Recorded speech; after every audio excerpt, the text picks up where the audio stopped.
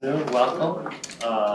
This is the Met Council Committee of the Whole, and my apologies to those who thought we were in the chamber. We thought we were going to be here without a quorum, and we were happy that we're all in one room.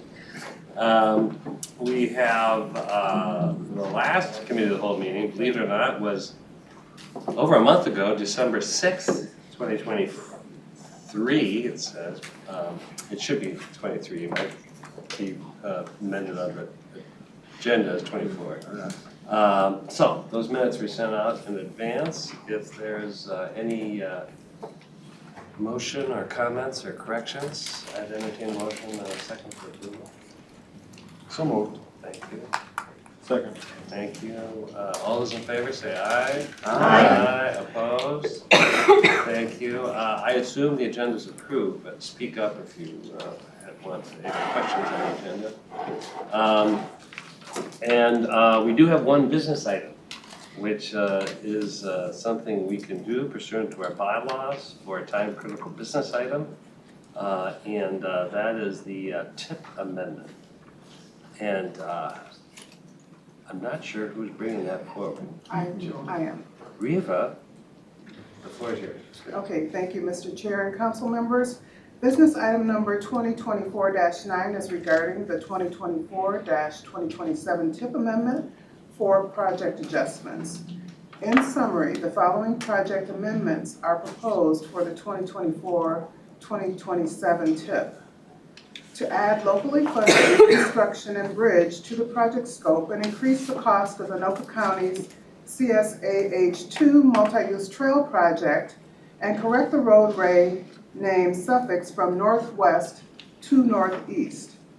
In addition to reduce the cost and combine elements for St. Louis Park's 2 Cedar Lake Road reconstruction projects and add a new segment of shared use path on Edgerton Street and increase the cost of Ramsey County's CSAH 14 Kohler Road Shared Use Path Project and Minneapolis 2 Highway Safety Improvement Program HSIP funded ADA projects. The proposed motion is that the Metropolitan Council adopt an amendment to the 2023-2026 Transportation Improvement Program TIP to amend 3 projects. So I move to amend the proposed action to that the Met Council adopt an amendment to the 2023-2026 Transportation Improvement Program TIP to amend 3 projects. Okay, is there a second? Yes. Our business item says 2024 to 27 TIP and 4 projects. Which one? I apologize. I got the talking points to committee member Chan pretty late, and I templated from some other one. It is 4. I probably did not fix the language. I said 3 from last time. Okay, so it is Sorry about 4, that. and it is 24 to 27. Yes, I apologize. All right. So the number of projects is correct as written, 4 projects. Okay, with that amendment to I'll second. your motion, and you will second that. All right, does everybody understand what the motion is? And any other comments? All right, is there, are we ready to vote? All those in favor say aye. Aye. Opposed, that motion carried. Thank you, Councilmember Chambers and Councilmember Lovelee. We have 3 information items. All of it is really coming about our development of our regional development guide.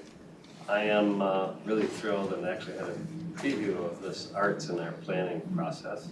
So we're going to hear about that. We're also going to hear about development of a vision statement, scenario planning.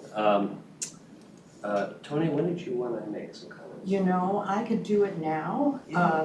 It isn't pursuant necessarily to this first item, but thank you, Mr. Okay. Chair. I just wanted to say thank you to the team that has been working together to overview the process of Imagine 2050. That is the 2050 work group that has been meeting together with myself and the process being led by Lisa Barajas of our community development team.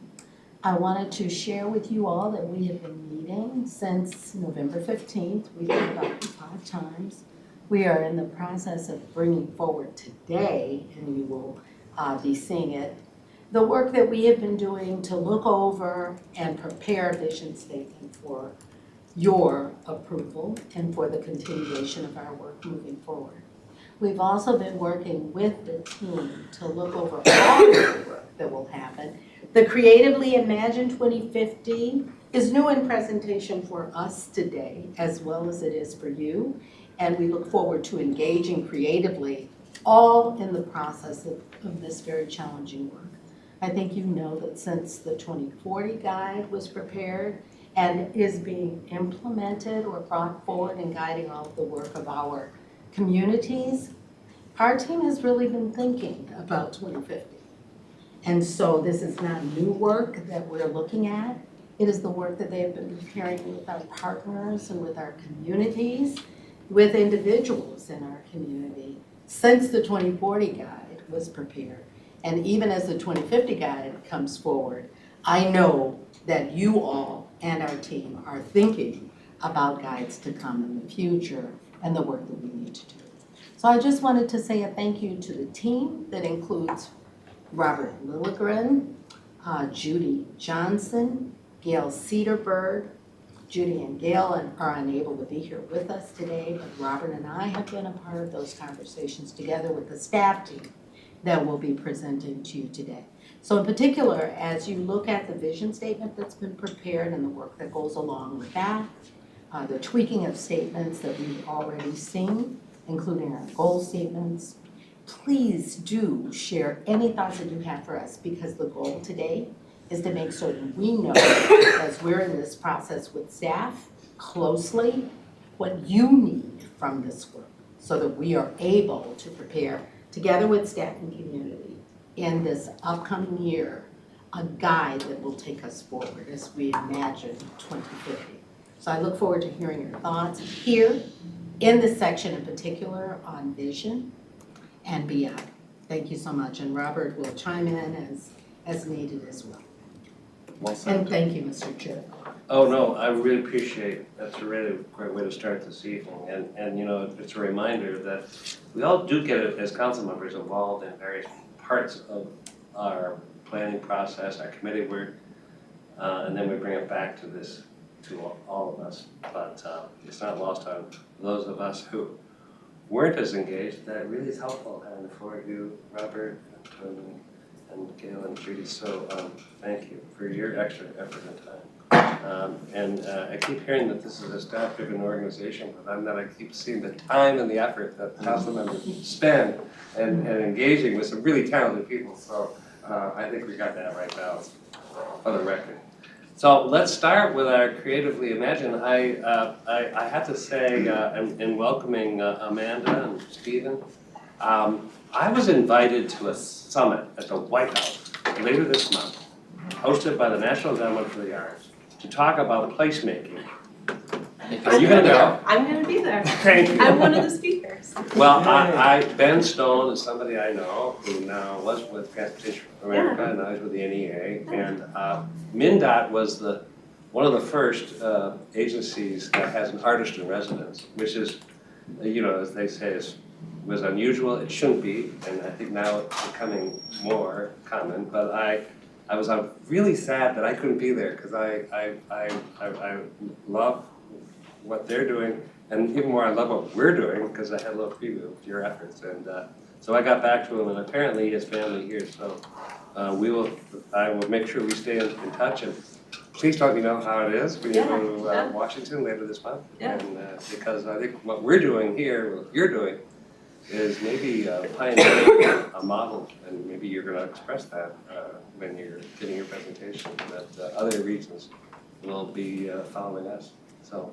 welcome, and we look forward to hearing your presentation. Great intro. So good afternoon, Chair, council members. I'm Amanda Lovelee. I'm a Senior Outreach Coordinator in Community Development, also known as our Parks and Trails Ambassador. And I'm Stephen Klimek. I'm in our Community Development Division with our Lovelee Communities and Housing team. And so we're going to share an overview of our project focused on creatively imagining 2050 and how we're making arts another tool in our regional planning toolbox. Use English better. Okay, so to truly imagine 2050, this project will be bringing arts and the artists into the regional development guide to synthesize and amplify our values, goals, and policy work. And the goal here is to make policy more public, to make it more participatory and less abstract. This is the icebreaker and elevator pitch with the community about regional policy. We want to make it playful and fun with creative practices and artistic expression, break down complex issues through arts-based engagement, and produce art for policy using our buildings, our parks, our fleets, our infrastructure, and our cities as the canvas. So this work is part engagement and part communications, but even more, it's really fundamentally about fostering a greater civic discourse about regional policy and the future of the region. So Amanda and I are going to walk through more background on our thinking and some specific elements of the project before having some discussion. And for that discussion, we'd like you to keep in the back of your minds how you could use pieces of this work or how you might want to collaborate on parts of this process, what partnerships would help this project address our policies and reach more of the region, and if there are places we should go to reach potential artists or creatives and or tap community imagination. I just want to state that art has been happening here at the Met Council, and that magic has been happening here at the Met Council. I don't know how many of you have seen the Dakota Land bus that says we are in Dakota Land. Yes, raise your hands. Woo! Yeah, thank you, audience. Thank you, audience. How many of you have gotten to see the new park signs that are up in all Ramsey County parks at the entrance? My number one fan, Councilmember Vento. How many of you wrote a love letter to a regional park out in the middle of a frozen lake during the Art Shanty project in 2020? Woo! Yes. Yes. So this work has been happening, and we've been experimenting and trying and playing here at the Met Council for a while. And it's been a lot of fun leading these projects. And I think we're excited to see how this could work across the whole council. And we did bring today, I don't know if you already have them, but if you don't have the We Are in Dakota Land buttons, we have them and Ellie can pass them out. We also have new Love Your Regional Park buttons and water bottle stickers. So there is swag at the end. You just have to go through a fun little activity with me and Steven to earn your swag. I promise it'll be worth it. Don't get worried yet. So this work isn't just bright and joyful and playful, it's also changing the way that we do our work here. So that shanty that you see there, we gathered over 4,600 love letters at the Art Shanty. And those love letters were not just why someone loves their park, but they were value statements. So why does someone value our regional park system? And we entered those love letters as a data set and then use those love letters to compare the language in our parks policy plan. And policies are love letter back out to the community. And so how are we speaking in our policy plan versus those love letters? And we're using that language to shape this new update of the policy plan. So each of these projects has rippling effect on the work that we do here at the council.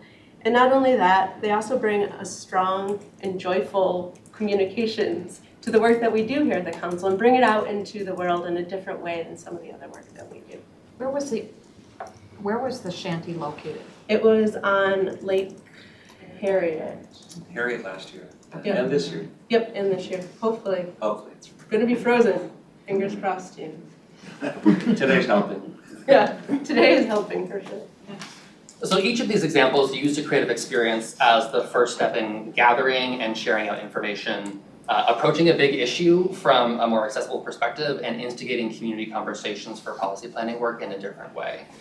So we started this project by thinking about how we might kind of bring that kind of energy into the Imagine 2050 process. So we're going to share more of our specific plans, but want to set the stage that all of this is really grounded in the work and the structure and the framework of the Regional Development Guide. We see it as the catalyst for that regional discourse and a key moment to make our policy work more public.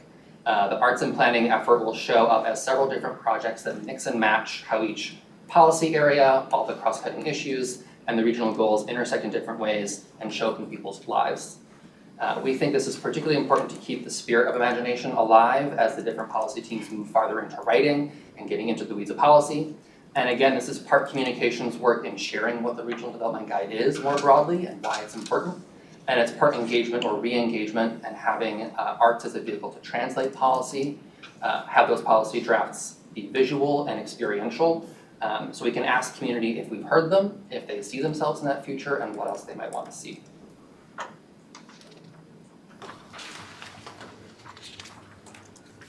So each of these 4 different phases of our project are going to reach different parts of our region, touch again, as Stephen said, on the different plans, the goals, and the issue areas. The phases grow from this large concept of what is the Met Council and go deeper into what is policy and how do we participate. The simple goal is to use art and artists in the 2050 plan to make it playful and to raise awareness of who is the Met Council, what do we do, and to help people build those civic participation muscles and to have curiosity to learn more and to be a part of the work that we do here at the Met Council. We're really hoping that these 4 phases guide more people to the Regional Development Guide, to our public comment period, but also to policy in general. This is primarily a 2024 project, and its key milestones align with the draft comment periods, the draft comment period in the spring and the final comment period in the fall.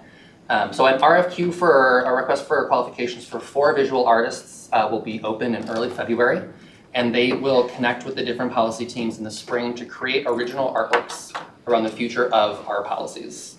We call this part of the project a regional exhibition because we want that art to then, this art translation of policy to show up in the world across the region in as many places as we can make it happen, using both the council and institutional partners. As that art is showing up on trains and bus wraps or as poster series in city halls and libraries or museums, the policy teams are going to be equipped with new tools to re-engage the groups they've already connected with previously and engage new communities to share their policy drafts. And at this point, midsummer, we hope to add an additional cohort of up to 10 artists to lead engagement of their own around intersectional policy issues that they care about, and to make that fun, make that accessible. And in the fall, we want to convene and facilitate dialogue around the 5 different regional development guide goals through consensus conversations hosted with partners around the region. This is all pilot. Amanda and I are very interested in seeing how this kind of work can continue at the council. So we plan to finish the year reflecting on and documenting the outcomes of this process. We also hope this will really prime the pump for municipal engagement as cities start doing their comprehensive plan work when our process ends. So this all might still feel a little imaginative. So we're going to give some more examples and ground us both in work we've already done and in work that Amanda and I have worked on or have been kind of part of. So for this regional art exhibition, imagine the Dakota Land Map Bus times 10 and then some. We want posters and banners with the art in as many places as we can reach, and have that art ask viewers if they see themselves in that future. Have a QR code to a chat bot where they can have a text message conversation with their bus or with their tree or with the Met Council and have that talk back to them and bring them into the draft comments periods and into policy comments. For the mobile tools, if anyone is familiar with St. Paul Public Art's pop-up meeting popsicle truck, also known as Amanda's Genius Project, from moons ago. It fostered a different kind of experience for community engagement. It's much different than a rec center basement zoning committee meeting or a public hearing about policy. It brought a lot of more people, very similar to the Art Shanty project. Similarly, games and interactives. What if there was a card game or a board game that could be used to help explain housing policy or even just the dynamics of regionalism and why it is so interesting and useful and complicated. The Center for Urban Pedagogy in New York City uses this approach with designers and artists to really break down complex issues that they face. These are all our ideas so far, those 3, but we wanted to tap the artist community's imagination as well and bring creatives in to lead that engagement around 2 or more policy issues. And we could see this taking many, many forms and different artistic mediums. So one example project that we've been looking at is Talk Tree to Me, and it let users have a text message conversation with different trees. And the trees shared their perspective on the future and what they wanted to see for themselves. And lastly, the consensus conversations are really meant to bring together those different diverse voices, both policymakers, artists, community leaders, and help us move from more of a me, of what I want, to what we want and what we need in that regional drive, and discuss how each of those, how we can each move towards advancing the Vision 2050 goals. So we were partly inspired by the Minneapolis Foundation's Abundant Cities talks last year and didn't want to just leave them at that. There's a lot of opportunity to continue those kinds of conversations and bring people together. Okay, so hopefully we've slightly gotten you out of your comfort zone. But now we're gonna play together for a moment. So I teach a class at McAllister in the science department, and a big part of the class is I don't let students use words. They have to build their projects. And tonight, we're gonna build our futures together. Don't worry, it's gonna be fun. So the first thing you need is a piece of paper. If you don't have one, we have paper and pencils. Does everyone have a piece of paper? You can also use your iPad, but anyone need paper? We have pencils. Are we good? Okay. Because I don't have to share my part. I have a handout. Okay, Emmett's gonna be our assistant. I can do it. Oh. All right, so step one, we're gonna ask you to take a minute and think of a policy area or regional issue that you care about. So just pick one. So one, either policy area here at the council or a regional issue that you care about. So the first thing is write that down.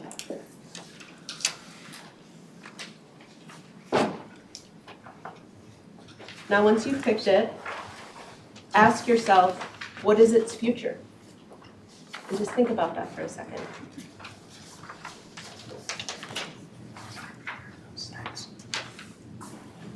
Now, what future do you want it to have?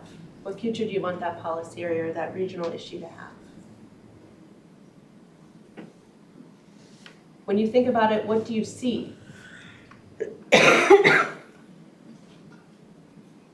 Who could benefit from this future that you're thinking about? Who else do you think cares about this idea?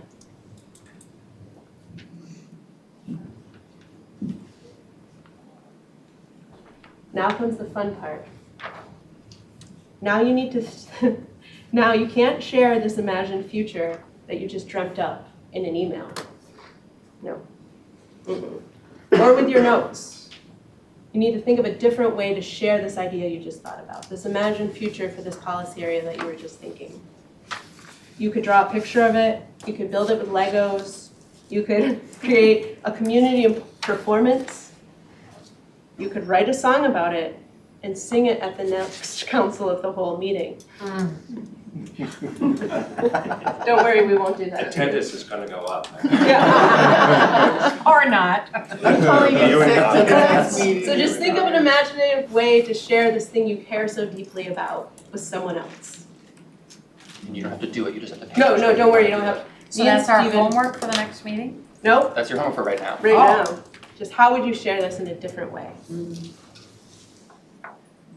Okay, now you're gonna turn to the person next to you and you're gonna share what is your topic, how would you wanna share it differently, and why would you share it in the way that you thought of. So we're just gonna give you like a minute to just turn to the person next to you and kind of share what you wrote down.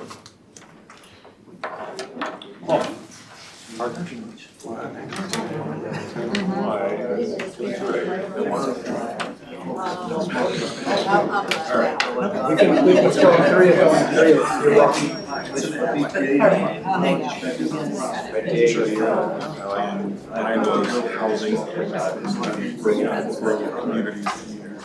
Cool. And then how do you share that? Water. I'd be taking notes on a sheet of paper. So I wrote. And I thought if we were to do something, I know, I didn't even know, plan that. I would cut out these Water coverage. ducks and swans and plop them up As a relative spirit. So. And everyone benefits, you know, a lot of people care about this, that's indigenous cultures, it's a relative, we should care for it. And if I So, were to share. how I would make sure that is through story, and it's a project where I have it activated in my hours. We went out to water. And then all those. It's sort of like a design process. 30 more seconds. finish sharing. We told this woman and they said, How would you grade all this? You know, I just draw. And the children play also. Sure. And both yourselves. I was gonna draw 6 characters.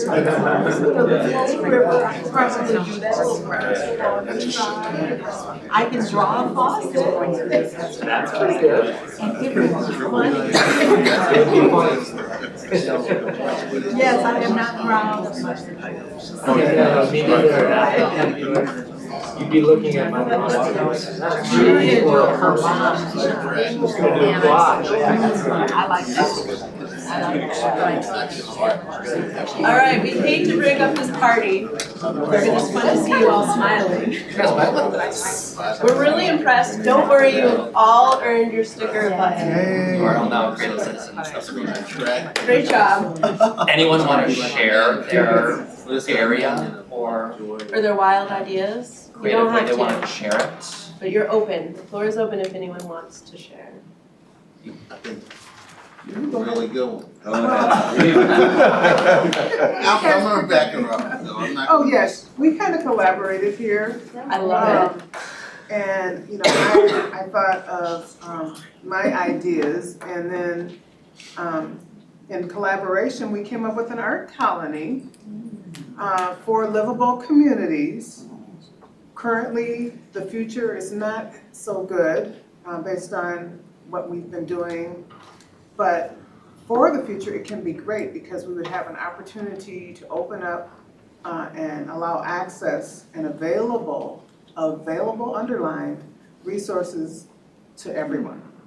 And we should all care as we all benefit.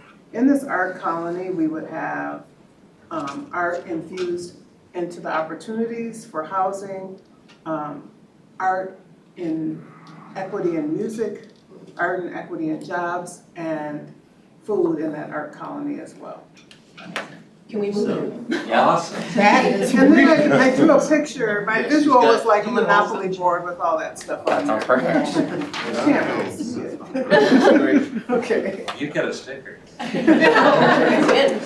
You get lost. Okay. So you could all imagine your partners actually doing the thing they shared, singing at the next community of the whole, leading the arts colony. There are some other ways we could imagine some of that happening. Yeah, imagine if Chair Zelli led a marching band down Main Street to plant the future climate resilient forest in a regional park. Sorry, we're picking on the chair and Awesome. vice chair. Put your button around that. Imagine Vice Chair Chambliss in the leading role of a play focused on mobility and transportation options of the future. So some ending thoughts to think about. What would be different if they shared that imagined future this way versus sharing it in an email or a survey or a public hearing? Would you hear them differently? Would you see something different? Would it be easier or harder for you to see yourself in the future they imagine for themselves and wanted for others? And would you or others be more curious to learn more and to connect with them about that? And how do you think our communities would want to share their dreams for the future, or with each other, or with their leaders, or with us? So that's the end of the activity. Again, you've all passed, you've all earned your buttons and stickers. Our guiding questions to get your thoughts and conversation on this is where and how do you want to collaborate on this work? Where could you see the outcomes of this work being useful for you and your work? What partnerships or connections could you think of related to any of this? And where do you think we might reach community or artists from all of the perspectives you have? And or questions about the project and process. Councilmember Bento. I really, really want us to be collaborating with the townships, cities, counties as soon as possible. And I want us to reach out to organizations at every level, nonprofits, arts organizations, schools, preschool, middle school, colleges, universities. Reach out and get as many entities involved in this idea of creativity and beautifying our region. I was in Spicer over the weekend, and Spicer is a little town north of Wilmer. It's on Green Lake. It's a gorgeous little community. And they have what's called the Spicer Beautification Committee that for the last 14, 15 years has been doing amazing things in that community with their area artists.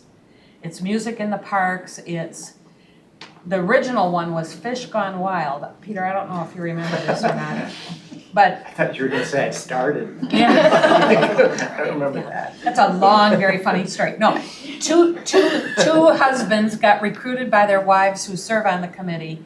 They came up with this opportunity for local and area artists to take wooden fish forms that look like a walleye and get creative with them. And then those fish were put on a pole, and the poles were placed around Green Lake in the community.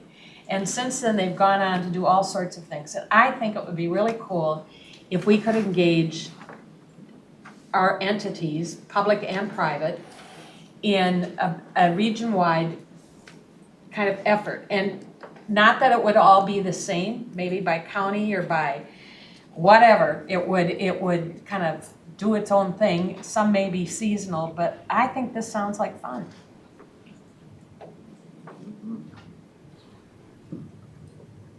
I just really appreciate the concepts that have been brought forward here today. And the way in which you all ask the questions of us, setting us up, for this opportunity to share back what we dream. The word play in here really excites me, and as Councilmember Bento just mentioned, that this is an opportunity for us to engage not just those typical organizations who come to the table when we call, or who are there demanding our attention, but even young people, who have the opportunity to play with some of these thoughts about planning our future. I particularly want to relate, imagine 2050 to dream. What do you dream about? I believe that young people today dream far too little, or don't feel the license to dream big. And I'd love to know what young people, everyone, but just focusing right now on young people, would dream of if they were planning the region. What would look different? What would be exciting for you? What would particularly engage you? I think this is an opportunity to use this process as a catalyst to engage new people, to engage younger folks, to make sure that we have the benefit of the dreams of many. So I'd recast that a little bit as dreaming big. Go ahead, Dr. Perry. If I was gonna add a piece in here, I like, you have the art, you have the tools, interactive games. I probably wanna add music, because that could be a tie-in, and that can even add to the creativity and add to the draw. And of course, food. So really, you're trying to create like a carnival-esque kind of atmosphere, because the more positive impact you have, the more you're gonna draw in supporters, the more you're gonna bring in more creative people. It's gonna be more of a good leader tries to figure out where the crowd's going and then gets ahead of the crowd, So the crowd is gonna take you where you need to go with the project. But they're also gonna be telling you more open in terms of telling you what they need from you. Because when you create that positive spirit, it opens everybody up. It opens up the dialogue. It pushes aside some of the negative. I love it that you're probably doing this, given the art shanty, the existing kind of events that are happening in parks. I love, and I know you're doing the shanty, but the Lopa Luminary is just always amazing. The number of people and the artwork, the ice music, incredible. The little Shakespeare plays in the summer that are around the regional parks now that are popping up.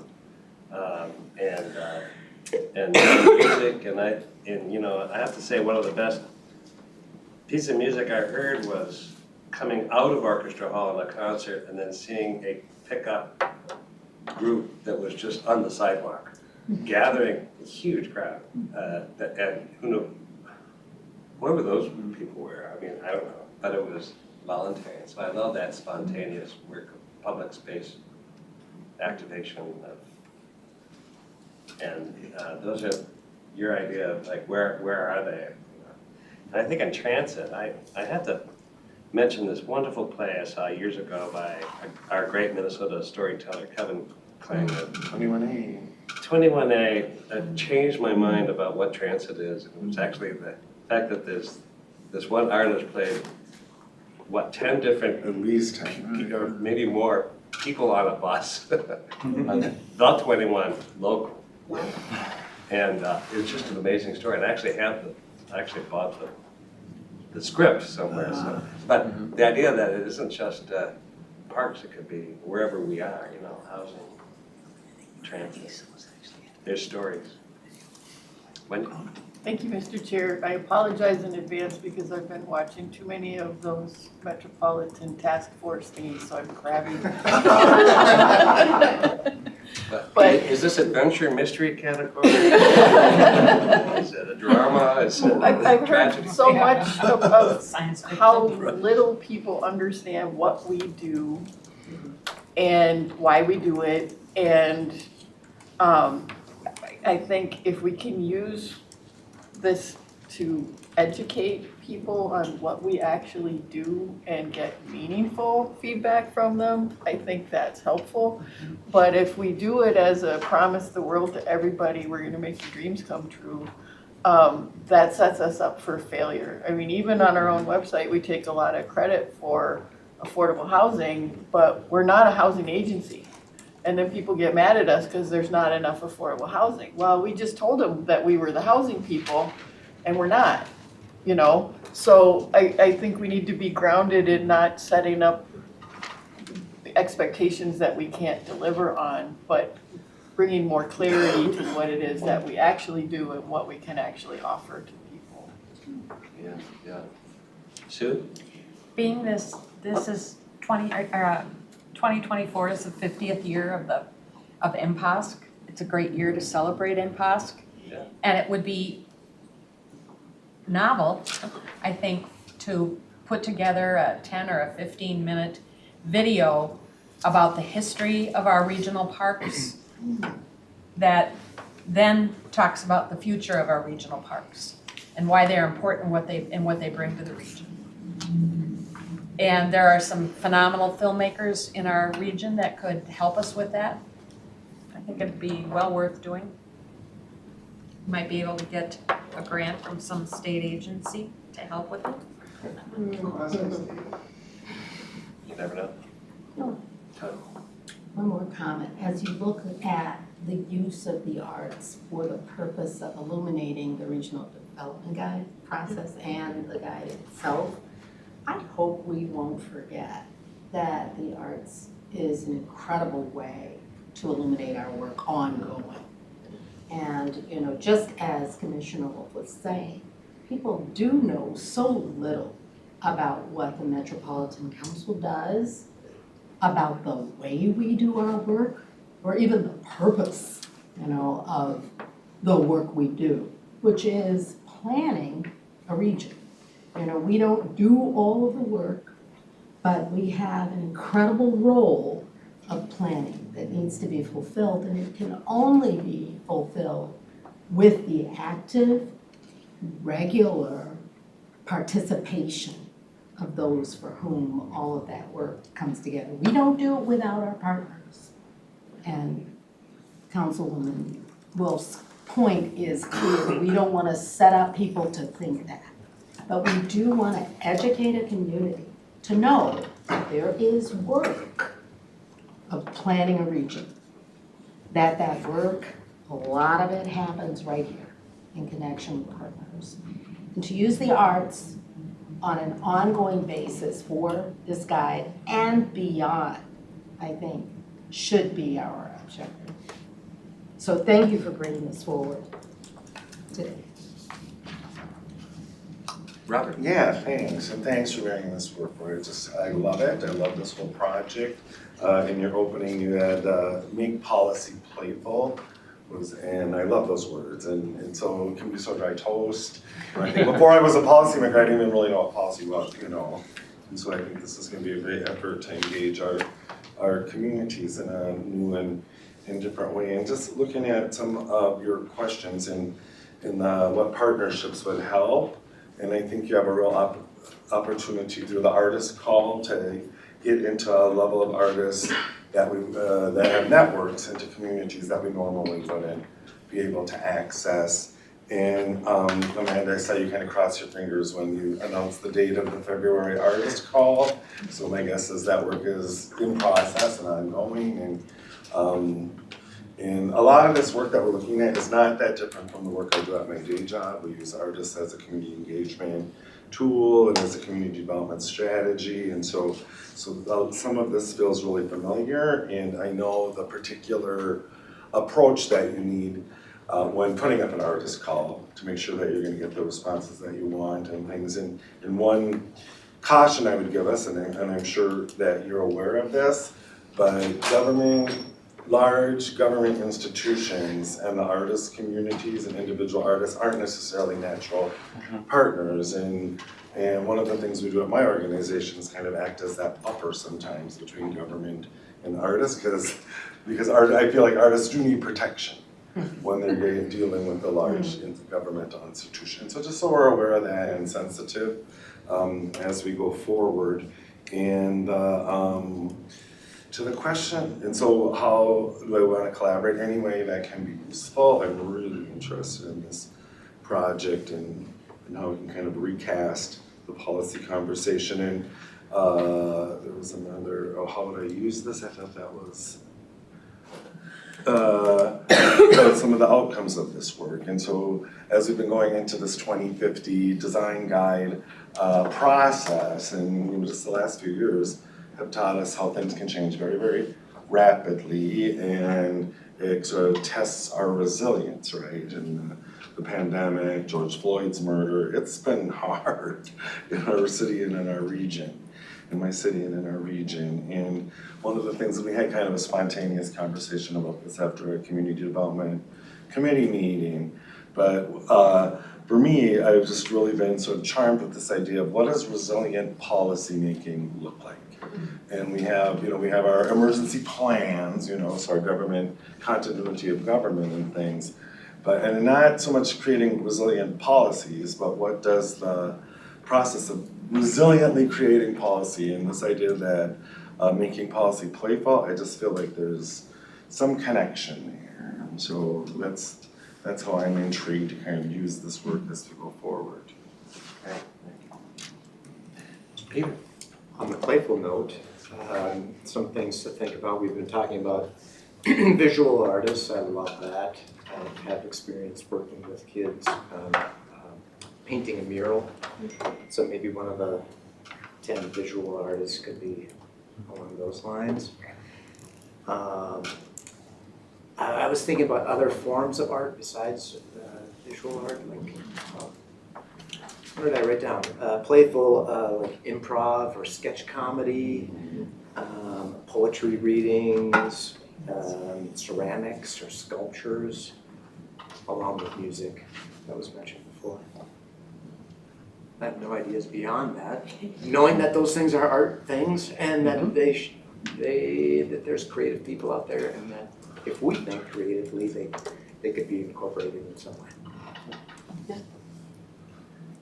Robert? Yeah, thanks. And Peter, thanks for saying that. It really prompted me to think of something else. And back before I was a Met Council member, my organization partnered with Met Council, fairly regularly. Now because of conflicts of interest and things, we just don't, which is too bad. But we do partner with other organizations in doing work kind of like this. And one of our really successful partnerships has been with the Hennepin Theater Trust that programs the Hennepin Theater District, and they were very interested in indigenizing their offerings along Hennepin. And so we've got a number of cohorts of artists that we have been able to upskill in specific areas. One was electronic media, for example, that was then played on Hennepin and throughout the region.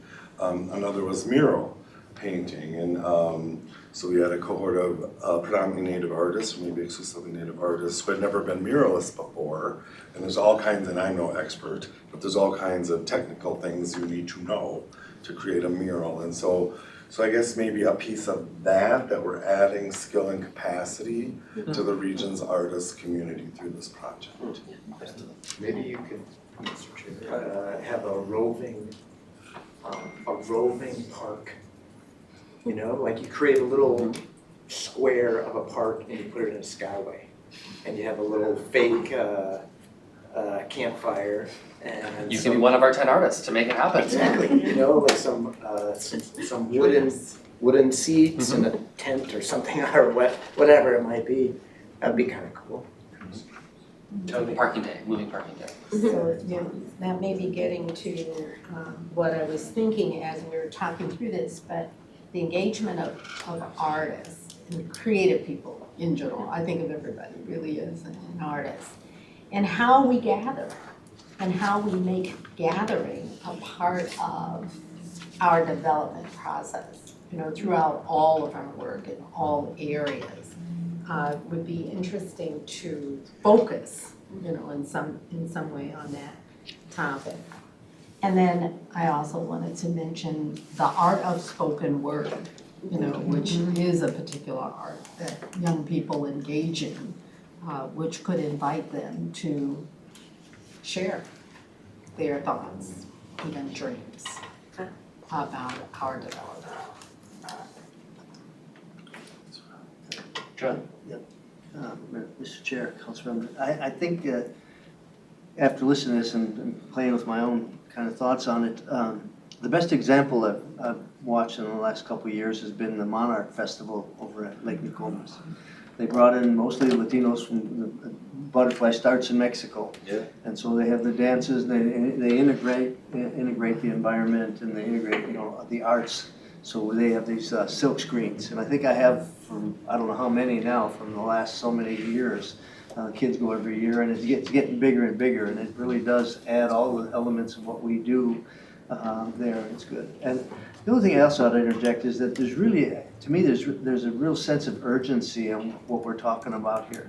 If you watch YouTube at all, and plug in Minneapolis for example right now, there's a show, it's called The Worst Places in Minneapolis. Worst neighborhoods in Minneapolis. And it's someone riding around, and they do this in all the cities. They basically must just put a camera on the car and just ride through the neighborhoods, and then it'll say Hawthorne. And it will say what the crime rate was and compared to whatever. And the funny thing about it, it's not funny, but I mean it was taken obviously in the winter, because you don't see any people, and it's all snow. It was either a cold day or snow, but and then they'll pick another neighborhood, and they've done this also on throughout the state. What are the worst cities in Minnesota, or the abandoned cities of Minneapolis or of Minnesota? So I think we need to really take a look at what message is being sent outside of what we do, and how we can influence that as well, because it's very depressing. I caught myself looking at it, that, you know, and then again it just repeats itself. So check that out, and it's like 3 or 4 in the same format. They'll say downtown Minneapolis in October at 10 at night, and they just basically walk through the neighborhood and see kids and young people, but in the streets and all, and then there's a whole series of them now, and I don't know. I think you find it by going to. It's on YouTube, but I think you find it on going to Minneapolis, and they go. You know, the number 2 city was St. Paul. The number 1 worst place was Minneapolis, and then they give you 10 of them. And they just drive through all the neighborhoods and just keep. They don't say anything. Some of the it's just videos there. So anyway, so I think we're up against some counter efforts that we ought to be aware of, and we ought to start looking at who's watching these things and where we get our message out. I mean, certainly we could put put a camera on the bus, and show real people. They don't have people in these things either, so anyway. Point. Narrative change. Well, thank you. You'll see buses with art rolling around this summer, and we can go from there. Well, we want to hear more about how it's going. Absolutely. And we know you're developing it now, so, yeah, great. Thanks. Sue?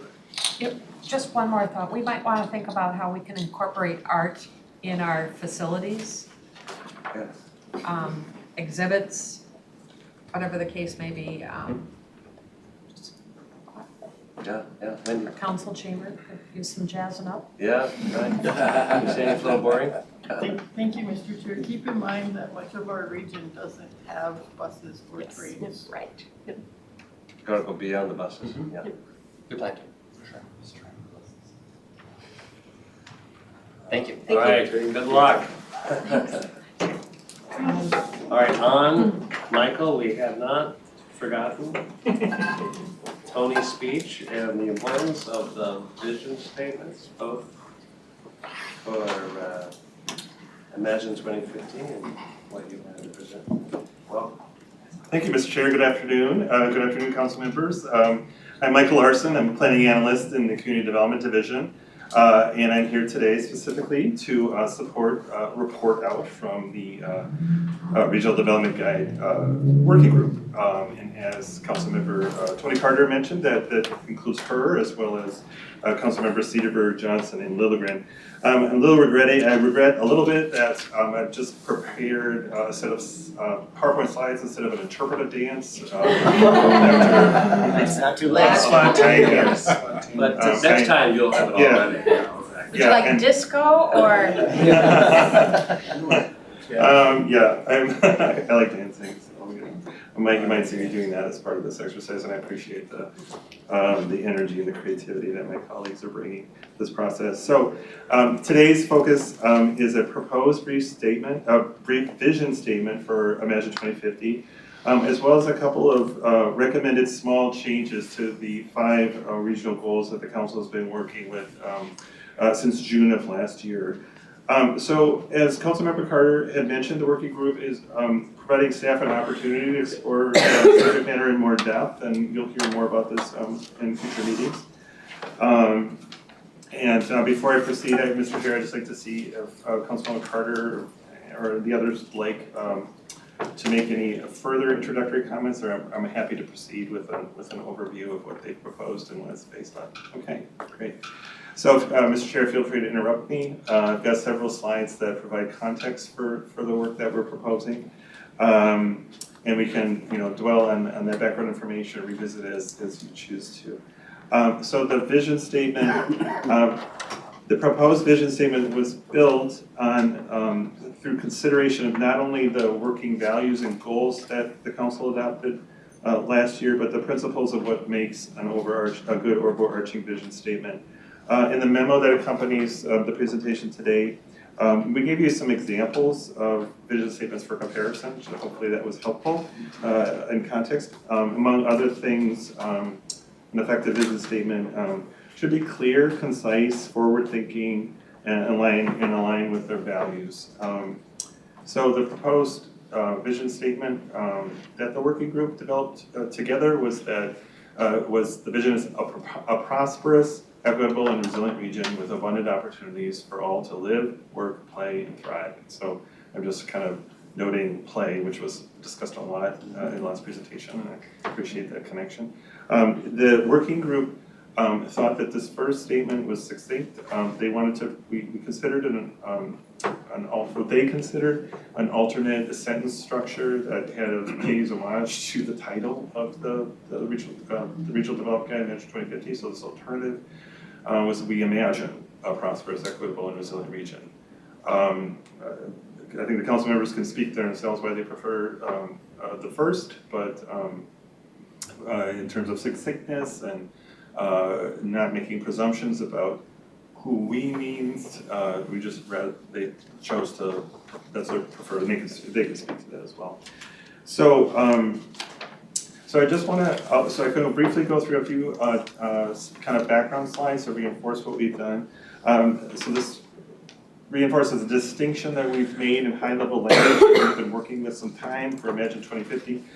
You've endorsed a set of values or core beliefs that guide our work. You've also endorsed 5 cross-cutting regional goals or broadly described end states that we want to achieve for the region. Staff and various advisory groups and working groups have been in different policy areas for Imagine 2050 and the policy and system plans. I've been working on objectives, policies, and actions for stakeholder feedback and engagement with you. Most recently, the council working group has been reviewing some of these land use objectives and potential policies related to these objectives. So, this is in the realm of work that in your committees and in the working group, these are probably things that you've been participating today. So I just want to emphasize that, this work that we had done in 2022 and endorsed last year was based on broad engagement as we articulated shared values and goals.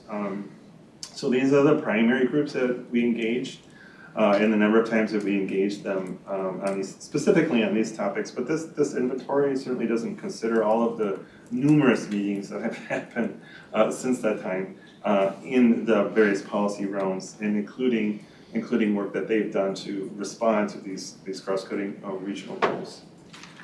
So I don't want to dwell too much on these time points, but much of the work on the values and goals occurred in 2022, which ended with the identification of 4 kind of cross-cutting issues, out of which the goals emerged, and those were equity, climate, public health, safety, and well-being, and natural systems. At the beginning of last year, the council endorsed the set of what we call long-form values, and what at the time we were referring to vision statements. And as you may recall, after we had been working with those long-form vision statements, we did realize that they were really more closely aligned with what we wanted as regional goals. And so we had recommended a sort of evolution of that and to recast those as goals. So because of that change, we were left with kind of the final piece was to develop a kind of succinct overarching vision statement that we could use for the plan and for various communication marketing materials, that kind of thing. And so that was one of the first charges of the working group.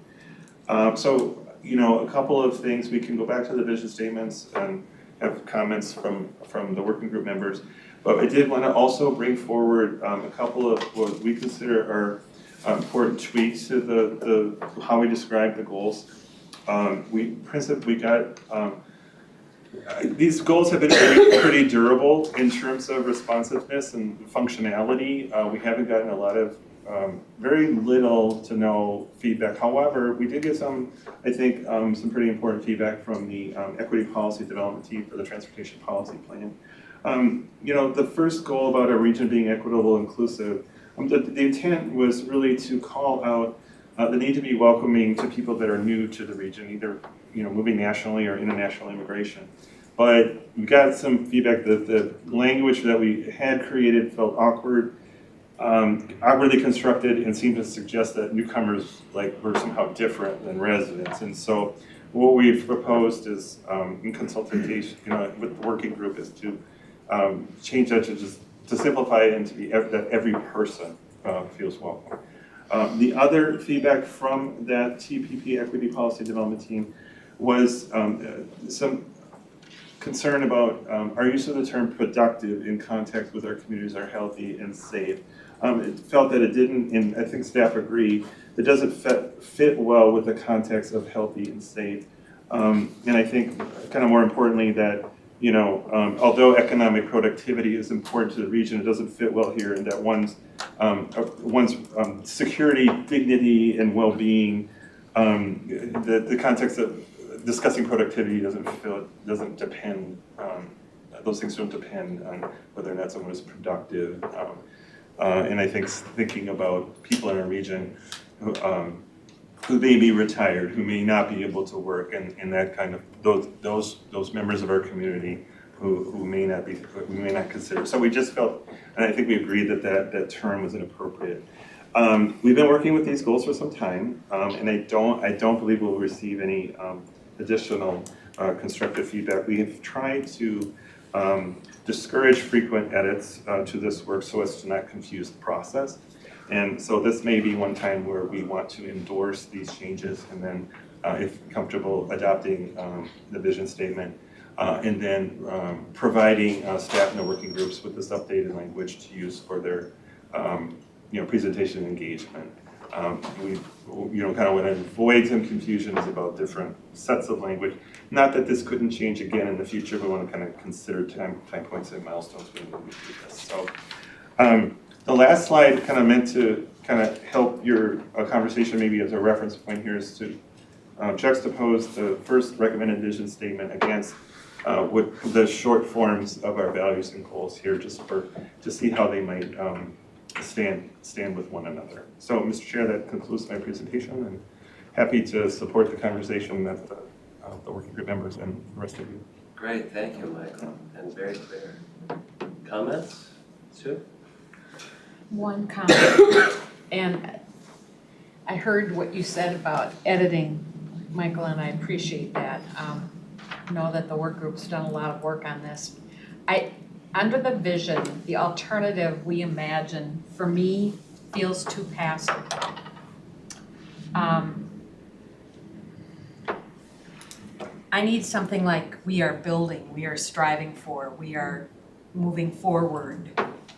We imagine just kind of feels like, okay, twiddle my thumbs, yeah. That isn't the recommendation, right? It's this, right? It's this. Yeah, it's not the we imagine part. Oh, got it, okay, I was confused. We heard you in that. Lights on, Yeah. somebody was home, it wasn't. And you know, Yeah, Tony. Thanks, I misunderstood that, okay, thank you. and thank you. We decided not to lead in because a vision is Right, what you right, imagine. right. And clearly that is what we are working Yeah. on. I apologize, I thought, yeah, okay. I like the idea that, I see the idea of the word imagine is kind of, we're calling it Imagine 2050, so that was kind of, but it's passive. We Yeah. had that exact A conversation. vision needs to be aspirational and achievable, and that's what Exactly. we're going for that. Yeah. So I got it. It's gotta rev us up. Thank you. Wendy? Thank you, Mr. Chair. I'm okay with the changes. Your timeline made me think, oh, good Lord, we've been working on this for 2 years, and this is all we've gotten done. So, well, what's our timeline for getting the rest? Because it seems like we're coming to the deadline very rapidly. Well, Mr. Chair, Councilmember Wolf, I mean, we certainly have spent time on this effort, but it's, as I had mentioned, this has not held up any of the other policy development processes. This is kind of something to sort of tie a bow on what we want to do. Maybe that's not the most appropriate analogy, but this has been an outstanding task for this particular effort and has not been a critical path item for any of the other policy work and didn't come with any kind of update on all of the various policy development processes, but that's something that we, myself or other staff could come back to as far as in terms of status updates. And like I said, they've been working with this language, building their processes and responding to these since last year, with the first version in February and then the revised gold version in June. So, yeah. Yeah. If you don't mind, I really appreciate your responding on that and your question also, which is really about how the work comes forward. The work group is having the pleasure of interacting with staff and seeing and hopefully helping to put together the presentation that will come forward on the various elements of the plan. But what we have observed as well is that this work really never stopped. Building these plans is continuous work for our staff, working with the various groups, and now bringing them to a point where they're written in draft and reviewed with us is what is happening. So I'd like to see at some point soon, again, because we saw it before, the timeline for the work of the Regional Development Guide to be completed. You've seen that sketch before. The timeline that we see next should have in it when these plans come before us, so that we are able to interact with them at a particular point in time. Thank you for your question.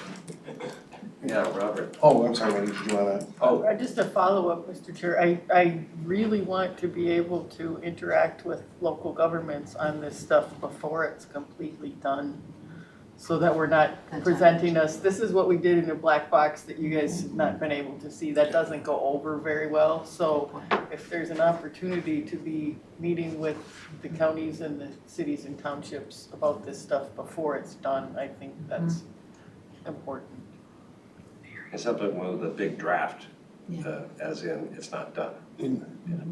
Mr. Chair, and just to shoot, so this isn't the only thing that the work group's been working on, and these have been broken up into 6 or 7 objectives, and we're just sort of shaping high level sort of language that can be shared, and then the timeline, and I don't know if Director Barajas wants to say something, but I think it's May, right, that we'll have something that can be handled, like Councilmember Wolf is talking about, that can go out. Yeah. Welcome, Lisa. Thank you, Mr. Chair. Thank you, council members. I really appreciate all of your engagement today. It's been fantastic to listen to your conversations. We are planning, not just in community development, but across all of our policy areas, transportation, housing, et cetera, not just to have a draft ready for your review, but we've been sharing iterations of those drafts, objectives, policies, and actions, not just with committee members and work group members, but also with all of our technical working groups that we have established that include local government representatives. Now, most of those working groups are local government representatives at the staff level and not at the elected level, and I know our community relations office are working on work plans for you all this year too for engagement with local governments, and we think this will be a key part of that conversation.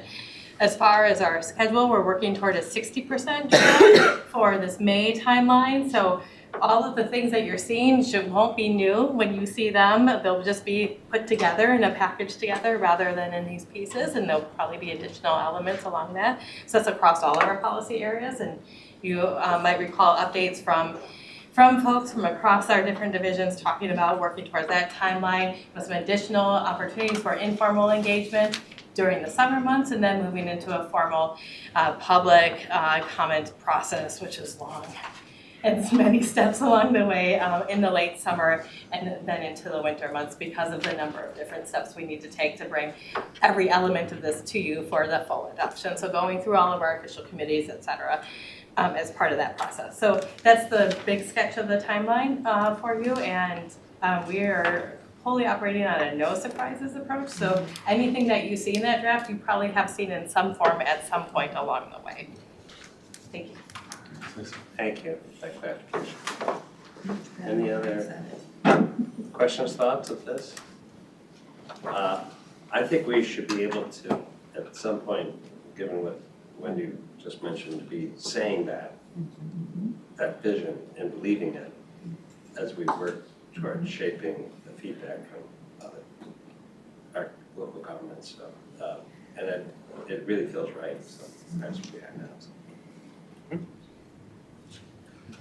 Well, thanks. Thank you. Thank you. Appreciate it.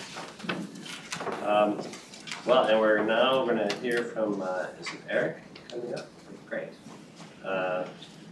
On scenario planning for climate and natural systems.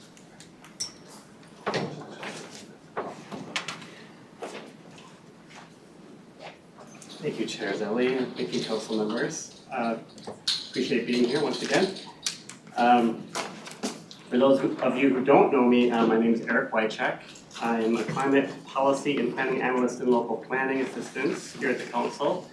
I'm also the sector representative for the illustrious districts of 2, 9, and 10.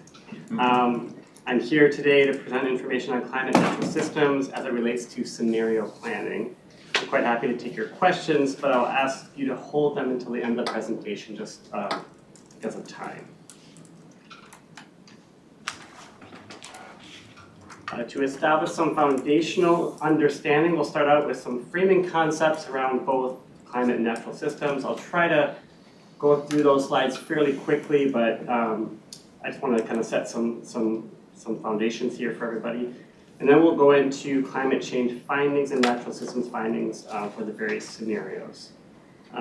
Council staff from our policy areas have presented findings from our scenarios work on climate change and natural systems. You'll have seen some presentations from transportation staff and water resources from MCES that include climate information. Some of that is repeated here, but you'll be seeing some new information as well. You will also hear me reference environmental justice and land use connections, as our policy success is dependent upon acknowledging and addressing human vulnerability as well as longer-term land use strategies. I couldn't start out without including some silo images here.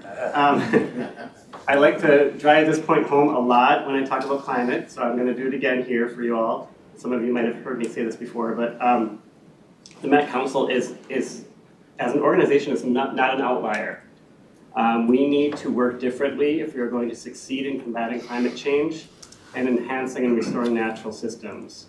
And this really means the following: acknowledging and working across focus areas to address connected issues like climate change, natural systems, and environmental justice, changing the organizational architecture of the council through interdivisional teams to maximize coordination, subject matter expertise, and ensure accountability. And we're doing a lot of that work.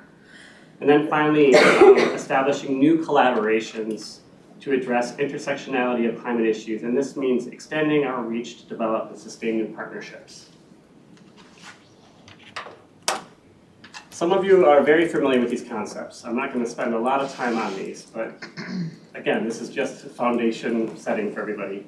When we talk about the Regional Development Guide, it will identify climate action opportunities that help us essentially achieve resilience as an outcome. The two big climate change opportunity areas are within mitigation. And those are actions that reduce emissions that cause climate change. And then that other piece of the puzzle is adaptation. And that includes adjustments in practices, infrastructure, operations, in response to actual or expected climate impacts. I'd like to add here too that adaptation can also include things like organizational change, right? Behavioral change. When we think about when smoking was banned, people had to change their behavior. So we might need to think about behavioral change, organizational change, to allow ourselves to pivot when new challenges or opportunities arise to combat climate change. So that's also a form of adaptation. Minnesota Climate by 2050. This is representing some longer-term trends, and I want to be very careful about stating that these trends are different than what we consider typical seasonal variations, right? If we think about baseball analogies, it's the difference between if someone's having a good game and their stats over the course of an entire season, right? That's how I like to think about climate change. It's the longer trends that we're looking at here. What is highlighted in this slide is not an exhaustive list of climate change hazards by any means. This is a snapshot of some of the more likely hazards and potential impacts associated with those hazards.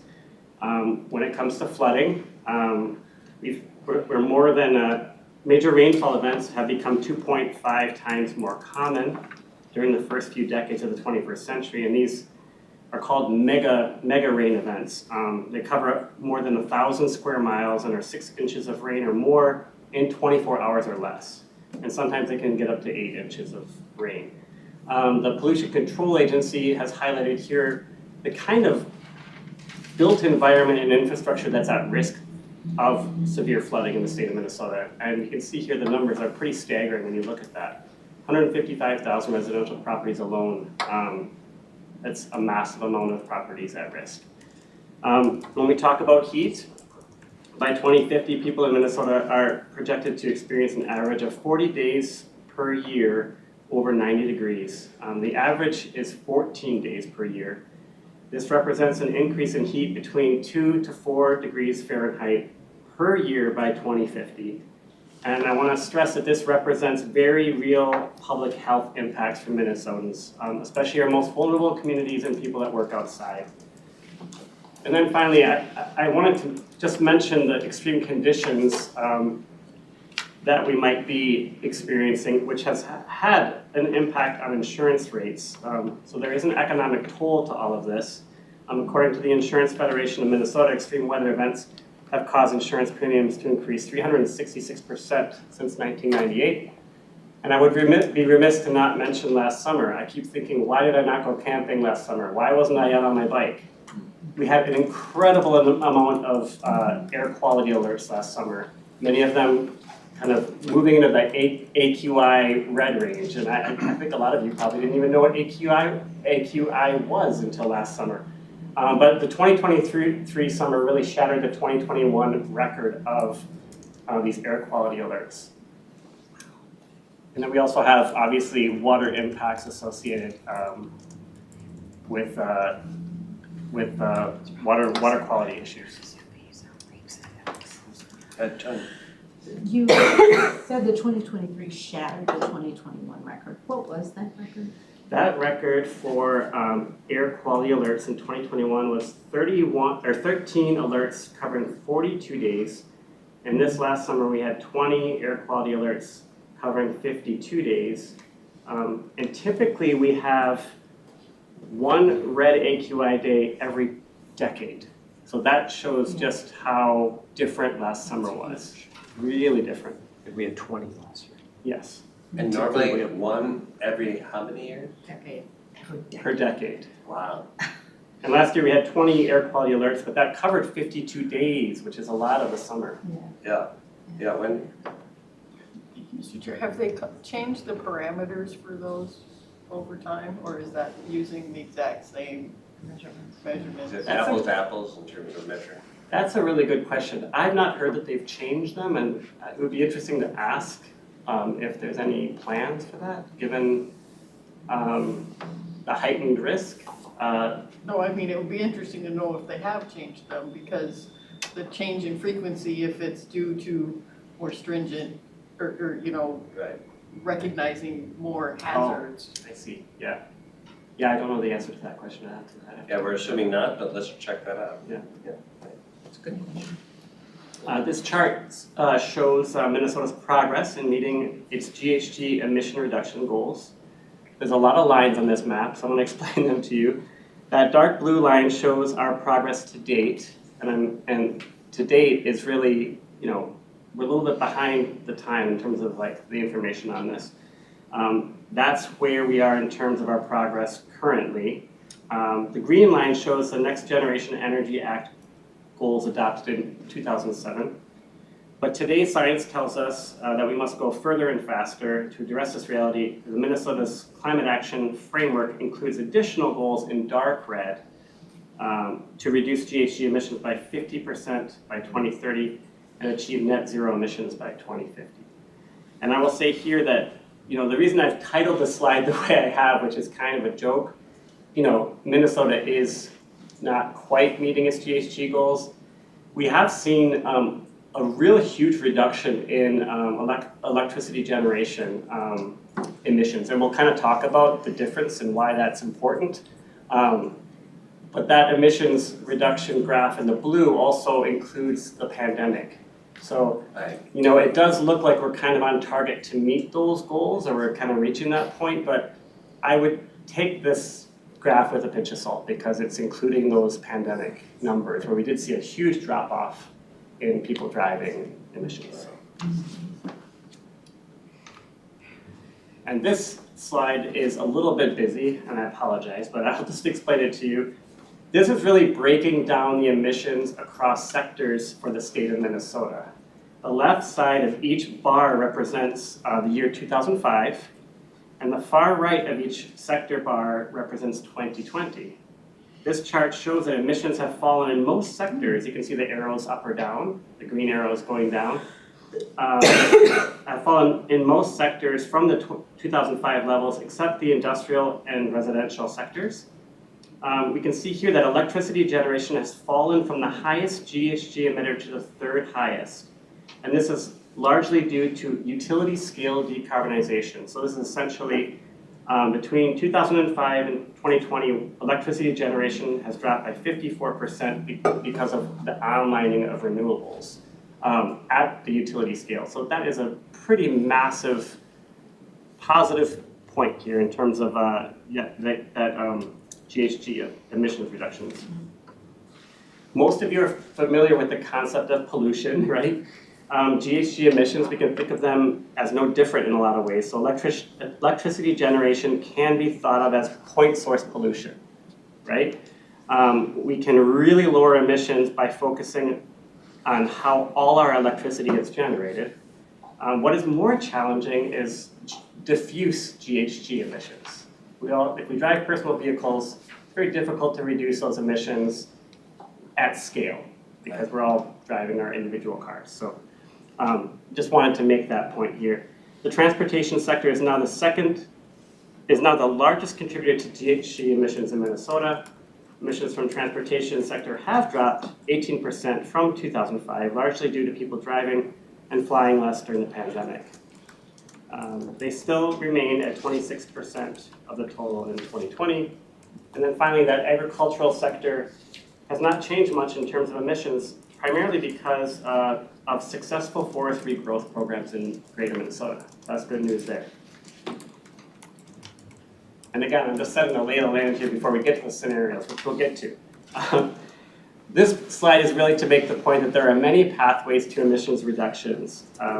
GHG reductions must be made at all scales of development planning by all parties, private, public, nonprofit, federal, county, state, local, tribal, neighborhood, individual scale.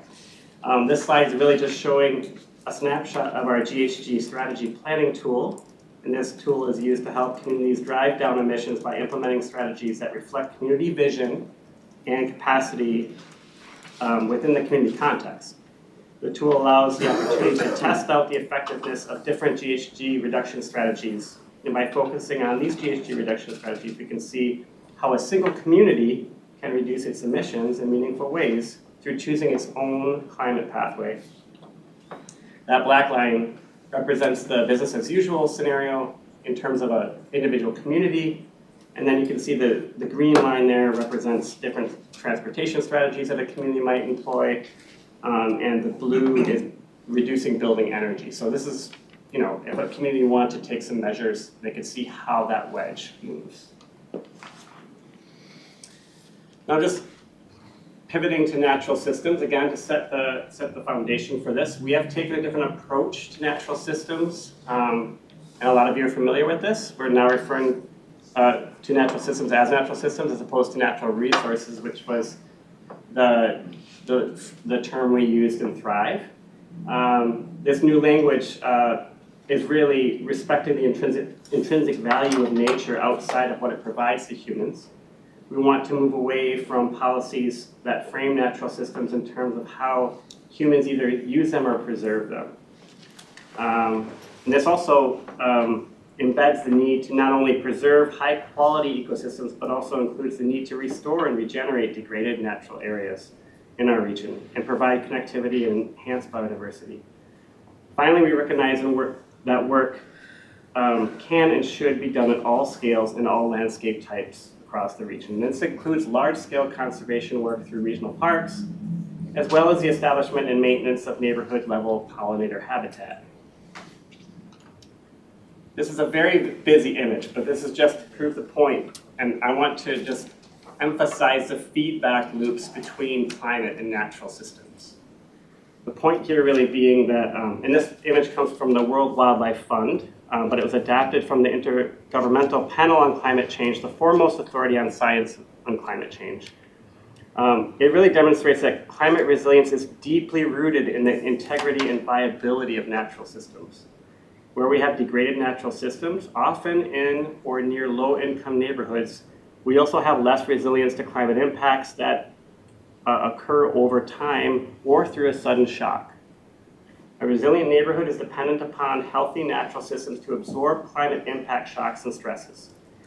In essence, as our climate changes, it puts stress on our natural systems, and our natural systems are our greatest defense against climate impacts. So keeping our natural systems healthy integrated and diverse is essential in building climate resilience. So now we're getting into the meat of this presentation, which I am hoping you'll be excited about some of these findings. So we're going to focus here on climate and natural systems topic areas. When it comes to GHG emissions, we're going to be looking at total GHG emissions and how those look per scenario. We'll look at GHG emissions from the transportation sector, because we did identify the transportation sector as our greatest emissions sector. And then we're also going to include a look at GHG emissions from residential buildings as an opportunity area. And then finally, we'll look at natural systems, the loss and fragmentation of natural systems over time, but also in relation to each scenario. And then we'll look at water quality, and you'll see some of that information in previous presentations. And the purpose of this slide is to illustrate why these measures matter, looking at the alignment between impacts of our regional goals to prepare us for policy development. When we talk about total GHG emissions, we're looking at total GHG emissions across the scenarios and how those different scenarios affect GHG emissions in our region. When it comes to transportation, again, the highest emitting sector in Minnesota, it makes sense to isolate this measure and consider it against the various development scenarios. GHG emissions in buildings, again, another opportunity when it comes to utility scale decarbonization, as well as individual or organizational measures that can make a big impact. And then we'll look at natural systems loss and fragmentation. And you can see how these look across the Imagine 2050 goals. Some have more resonance than others, and that's what we've tried to highlight here. So now to jump right into the climate change scenario findings. So again, when we look at GHG emissions, there is no silver bullet. We need to work on all fronts at all scales. For instance, we know that reforestation efforts have already made a big impact on GHG emissions on working and agricultural lands, and the same is true for that utility scale decarbonization of the grid. Transportation is challenging because it requires a multifaceted approach, which includes expansion of transit, VMT reduction, electrification, and mode shift. And you'll have seen some of this in a previous presentation from MTS. The way we organize our cities makes a big difference in how people travel. So land use hugely influences transportation and vice versa. And then when it comes to residential buildings, residential building energy use can be reduced through efficiency measures. Most of these emissions are from natural gas usage for heating. So now this is where it gets kind of fun. So I didn't want or expect you to understand what 1 million metric tons of carbon dioxide looks like or means. So I've tried to break this out into measures that you'll understand, because I don't understand what 1 million metric tons of carbon dioxide means either. So I've provided here a look at the different scenarios and how these might play out and the difference between them in terms of emissions. And I can tell you what the difference between low growth compact is with low growth dispersed too, because I know that's probably closest to what we might think we might see now. But if you look at the high growth compact and the high growth dispersed, the difference looks small. It's only 1.18 million metric tons, but what that equivalates to is 140,000 homes per year. Or, another way of putting that would be another 263,000 cars on the road per year. Now, if you want to look at the difference between the low growth compact and the low growth dispersed, that difference is less. You can see it on the graph there. That's a 0.57 million metric ton difference. That's the equivalent of 72,000 homes or 127,000 cars per year. And you'll see this slide previously from our transportation colleagues. The GHG emissions from transportation are shown here against various scenarios. Here we can see that compact growth patterns have a modest but noteworthy effect on GHG emissions from transportation.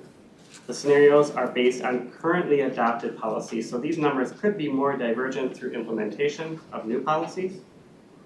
If the percent numbers seem underwhelming, that's not an indictment of land use as a tool to achieve GHG reductions, it's an indictment of our current policies. A combination of GHG reduction policies, specifically in the land use and transportation sectors, could move these numbers much further than shown here. Now, we also wanted to look at that residential buildings emissions difference across the scenarios. And here we see that the difference between high growth compact and high growth dispersed, we have 0.23 million metric tons per year, and that's equivalent of 29,000 homes. So that's the population essentially, or a number of homes in Egan as a reference point, or 51,000 additional vehicles per year. And again, you can see here that the difference between the low growth scenarios is smaller. That's 0.16 million metric tons per year. That's equivalent of about 20,000 homes or 36,000 cars per year. So in summary, looking at the climate change findings, what we really have is compact growth does not mean no growth in some places. That's one thing I'd like to emphasize. It means building in forms that take less land per unit wherever in the region it happens.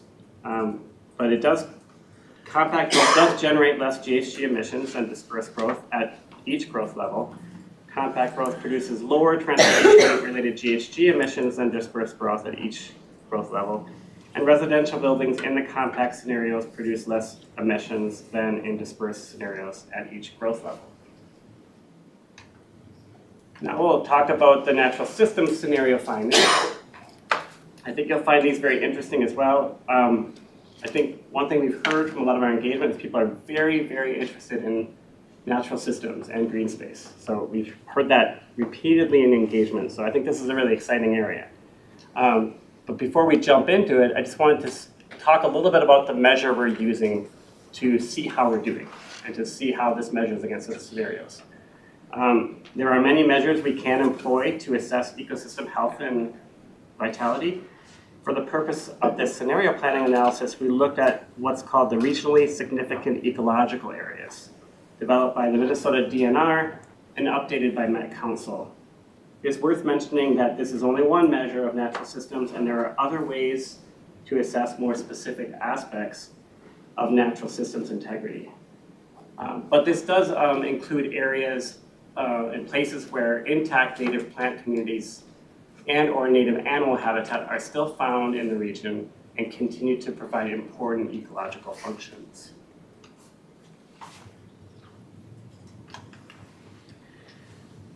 When it comes to loss and fragmentation, we have seen through the years that the greatest threat to high-quality natural systems occurs in greenfield development in suburban edge and suburban community designations, and I'll show you some information on that.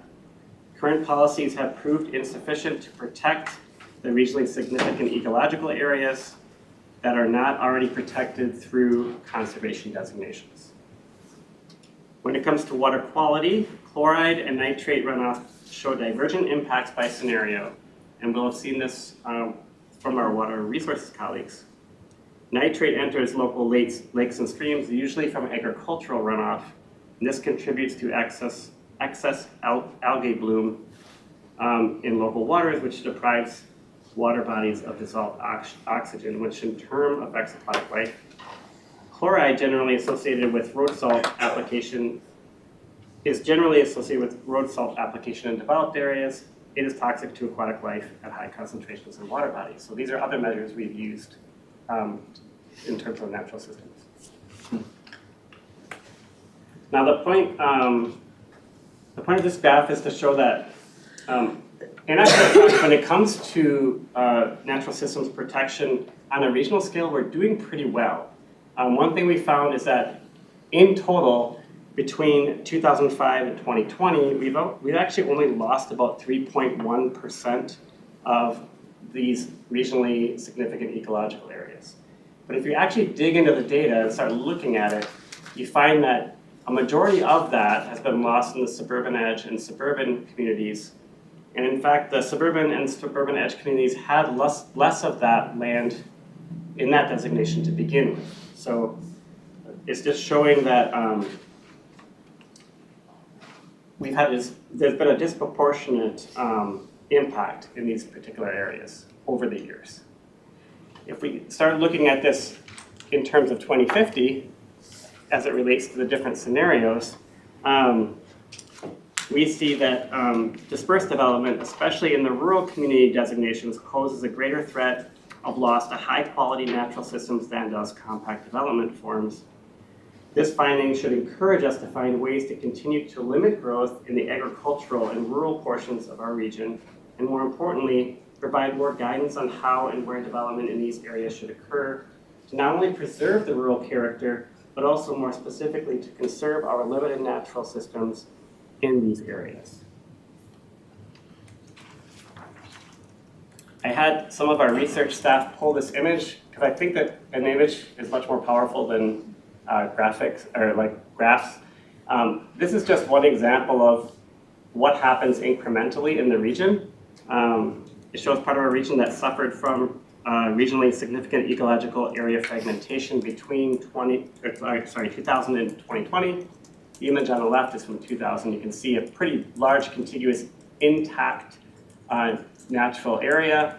And then you see how this fragmentation occurs incrementally over time. And given the piecemeal nature of these development patterns, it's really difficult to get a true measure of the impact of such development patterns on biodiversity and habitat integrity in our region. And I wanted to show this graphic, which is taken from the Minnesota DNR's biodiversity trend analysis from 2022. I just want to emphasize the 4 lower bars because it really shows the greatest threat to species. Obviously, species well-being is tied to habitat health, but if you look at the 4 bottom pieces, the main areas that are at risk, or the main threats to species is really habitat fragmentation, habitat loss, vulnerable habitat, and then habitat degradation being the highest.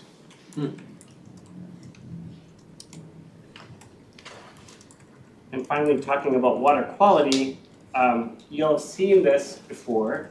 The first results from the modeling I'll talk about here are nitrate runoff. And again, we can kind of measure natural systems health across the different scenarios, looking at water quality through nitrate and chloride.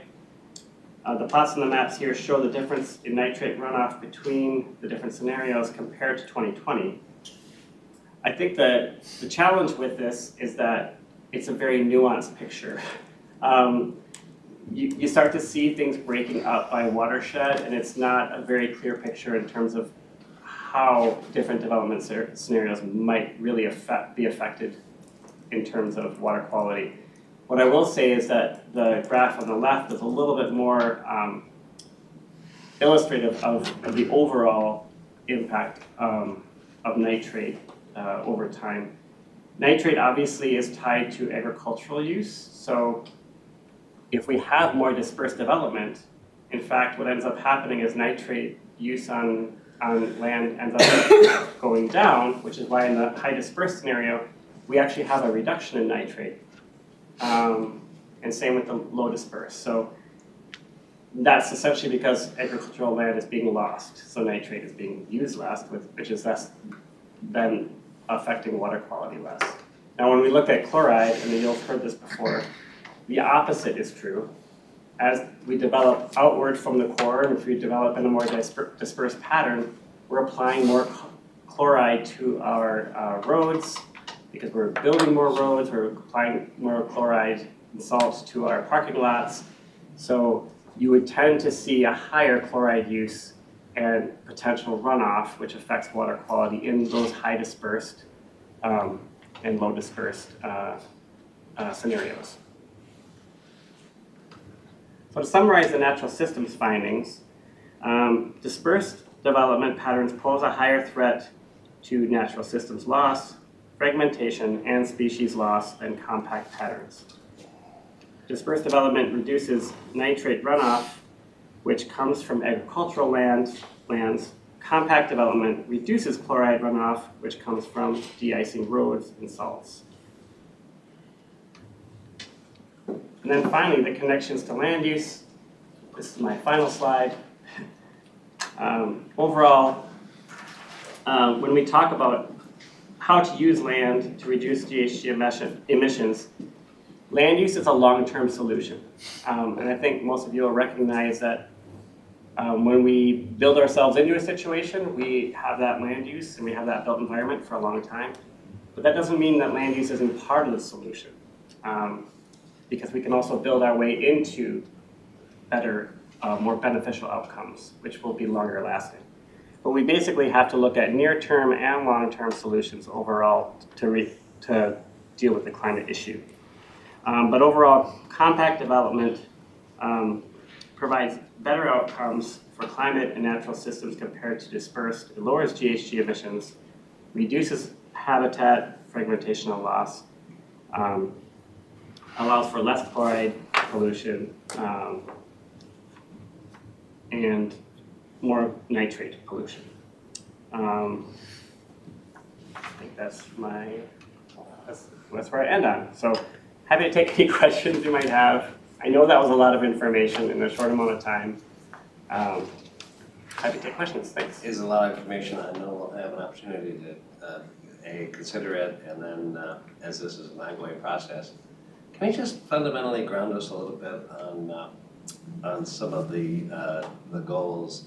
I know it's mitigation and resilience, but regarding mitigation, if we have carbon goals for the state, how does our metro goals align with that?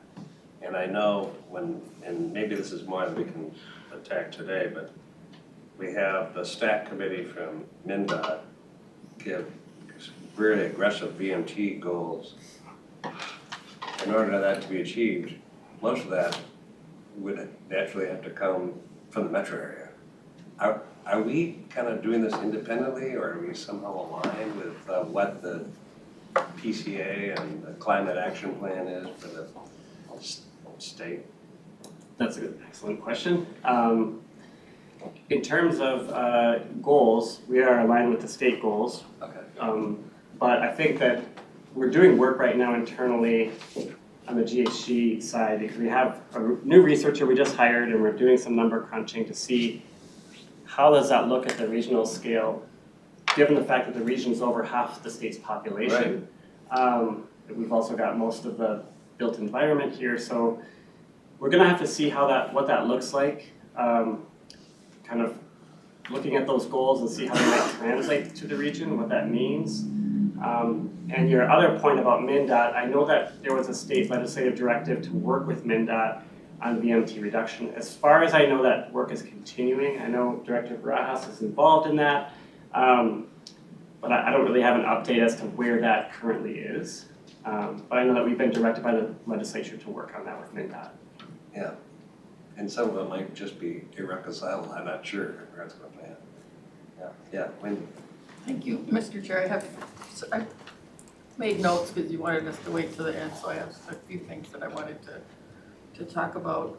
First of all, you talked about the change of natural systems from natural resources, but one of the very, very important things that our comprehensive planning process has done in the past is protecting access to gravel mines and sand mines and whatnot in the region, and we can't lose sight of that with this round. It's been very important to the health of our region, because if we don't have those resources locally, then we have to truck them in from somewhere else farther away, and it costs more and creates more emissions and all sorts of things that we don't want to have. So I just wanted to bring that up to make sure it's not lost in this, because it's particularly in our districts, that's a big deal. And they end up being, once you've gotten that resource out, redeveloped to really nice developments. I mean, the Centennial Lakes development in Edina is a former gravel mine. So, Really? yes. I wouldn't be there if it wasn't for them digging a fake lake and building around it. So, let's not lose track of those sorts of resources that we have. I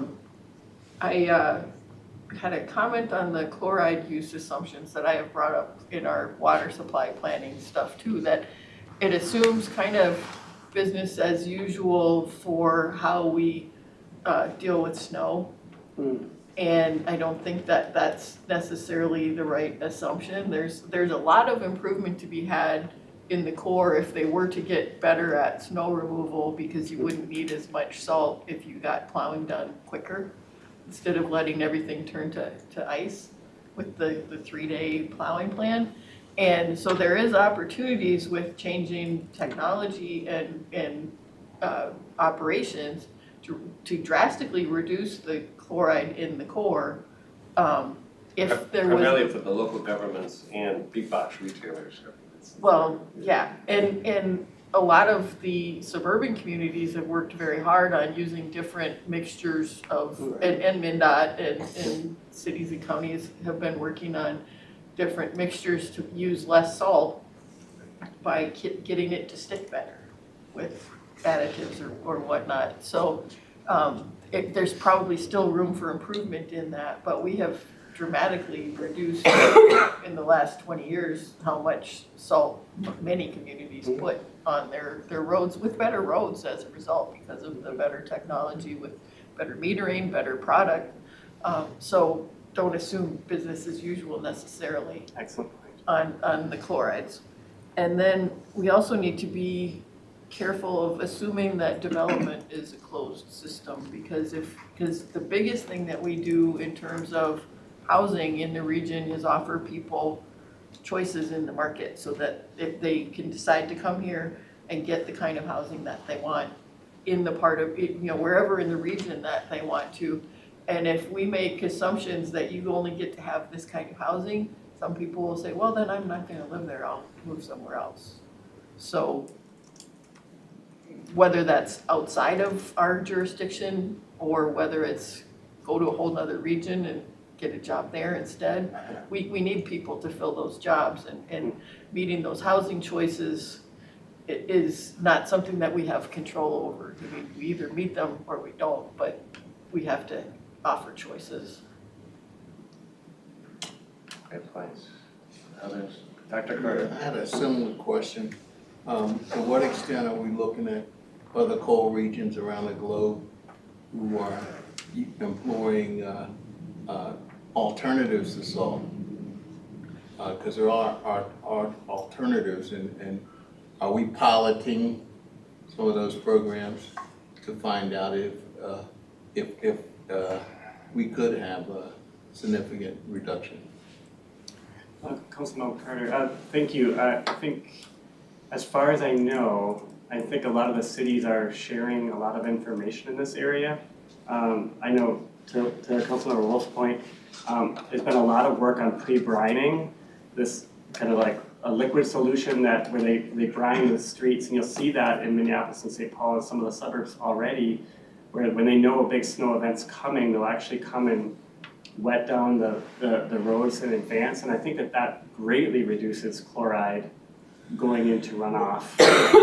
But at Met Council, I know we're not really doing any specific work, I think, in that area. Maybe in our water resources group, there might be some work being done looking at that in peer regions, but that's something I can certainly circle back to you all on. There's a coalition of kind of chloride users, and it's really led by probably PCA, but more importantly MnDOT. So I'm kind of more aware of the software that's now in trucks, that you don't double overuse the correct amount. So we use actually half the salt per road mile than, say, Wisconsin does, because we developed the software that actually is quite impressively mitigating salt use. So, and we all know that the chloride doesn't ever get mitigated, it just lasts forever. So I mean, this is the problem we have with all of our waterways. But there's so much to that. If you really want to talk about chloride use, it's really, we should be talking about the Cullinan Man and the water softening systems that just pour salt into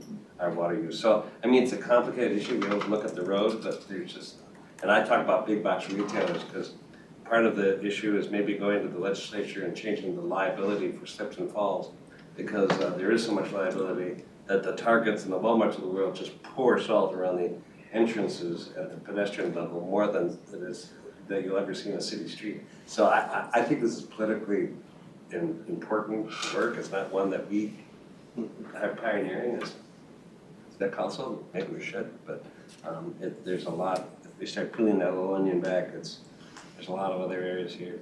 Wendy, I'm gonna go on too long. No, you were doing great, Mr. Chair. I just it brought something to mind for me. The whole thing with the water softeners, people buy them and then they never change them out. Yeah. And the technology has changed tremendously there too, where the new water softeners are much more efficient and use far less salt than the old one. But people just keep pouring bags in the old one. And we've had grants to help people switch out their toilets and reduce their water use, but there is a good opportunity, even at the state level, rather, even, not necessarily at that council level, to offer rebates or something to encourage people to switch out. I don't have a water softener. I like hard water. I've lived with it all my life. But for the people who have one, if you can get them to switch them out to newer models, if it's an older one, that can be a significant reduction of the amount of salt that comes into our wastewater system and then ultimately gets dumped in the river. Peter. You know this, probably the greatest thing that we can do for climate mitigation is having the world's best transit system. You talked about behavior change, 20 years ago we were smoking on airplanes and restaurants and whatnot. Now it's like, that'd be crazy, right? Like, of course you don't do that. And like, wouldn't it be nice if 20 years from now, it's like, yeah, of course I take the bus, I take the train. What's weird about that? And so let's double down on our efforts on that, of course. I'm not a huge fan of scary movies. I'll say that. And one thing that scares the bejesus out of me is going to a website called Google Time Lapse. And you showed the image, the slide of 2005 and 2020 with development. If you go to Google Time Lapse, you can do a close-up of the Twin Cities, and it shows the satellite imagery from the mid-1980s, and then every year, or every time they took a picture of the Twin Cities, it shows the development. It also does that with anywhere around the world, pretty much. So and like the home screen is the glaciers in Alaska. That's what's really scary when you see those glaciers just disappear. So it's an interesting data point to look at. I'm interested in the regional significant ecological areas and thinking about that. Clearly parks is part of that.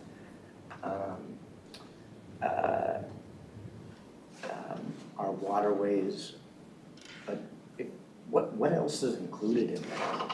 What else does the DNR, I think you said it was the DNR that helps put that together.